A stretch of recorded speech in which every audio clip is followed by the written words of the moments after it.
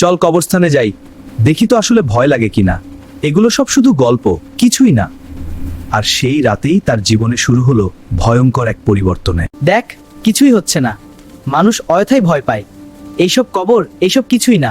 বন্ধুরা কবরস্থানের ভেতর ঢুকে হাসাহাসি করছিল, কিন্তু পরিবেশটা ছিল অদ্ভুত নীরব। হঠাৎ করে বাতাস বইতে শুরু করলো, আর টর্চের আলো কাঁপতে লাগলো। এইটা কি হলো? হাওয়া হঠাৎ এত ঠান্ডা কেন? আমার কেমন যেন অদ্ভুত লাগতেছে। তাদের সামনে একটি কবরের মাটি হালকা নড়তে শুরু করলো। দেখছিস, ওই কবরটা নড়তেছে। এটা কি সত্যি, না আমরা ভুল দেখতেছি? হঠাৎ সেই কবরের ভিতর থেকে অদ্ভুত এক আলো বের হতে লাগলো। না, এটা ঠিক না। আমাদের এখান থেকে বের হতে হবে।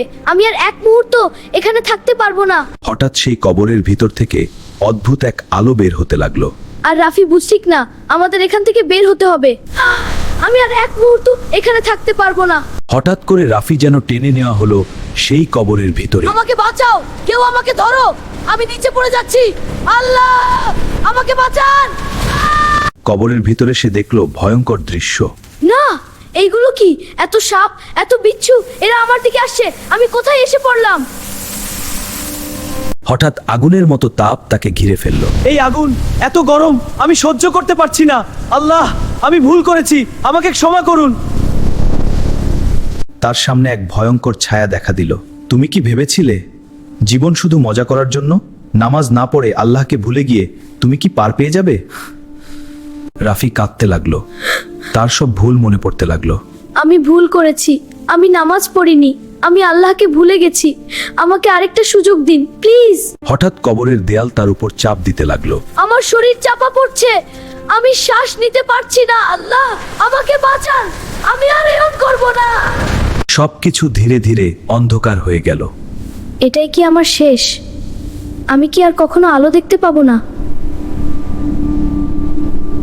হঠাৎ করে সে নিজেকে আবার কবরস্থানের বাইরে দেখতে পেল। আমি বাইরে? এটা কি সত্যি, নাকি আল্লাহ আমাকে আরেকটা সুযোগ দিলেন? সেই রাতই তার জীবন বদলে দিল। আজ থেকে আমি বদলে যাব। আমি নামাজ পড়ব, আল্লাহর পথে চলব। আমি আর আগের মতো থাকবো না। সেই ভয়ঙ্কর রাতের পর রাফি আর আগের মতো রইল না।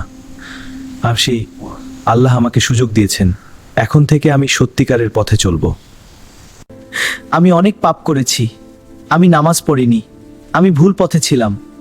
আল্লাহ, আপনি আমাকে মাফ করে দিন, আমি বদলে যেতে চাই। তুই কি সেই আগের রাফি? তুই তো একদম বদলে গেছিস। এখন সবসময় নামাজ পড়িস কেন? হ্যাঁ, তুই কেন এমন বদলে গেলি? এটা কি তোর নতুন অভ্যাস? আমরা অবাক হয়েছি। রাফি তার সেই রাতের কথা মনে করে। আমি এমন কিছু দেখেছি যা তোমরা কল্পনাও করতে পারবে না। কবরের শাস্তি সত্য, আর আমি আর সেই ভুল করতে চাই না।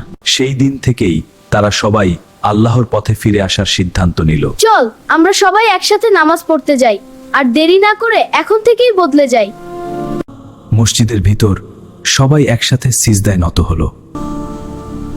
যদি আল্লাহ আমাকে সেই রাত না দেখাতেন, তাহলে হয়তো আমি আজও অন্ধকারেই থাকতাম।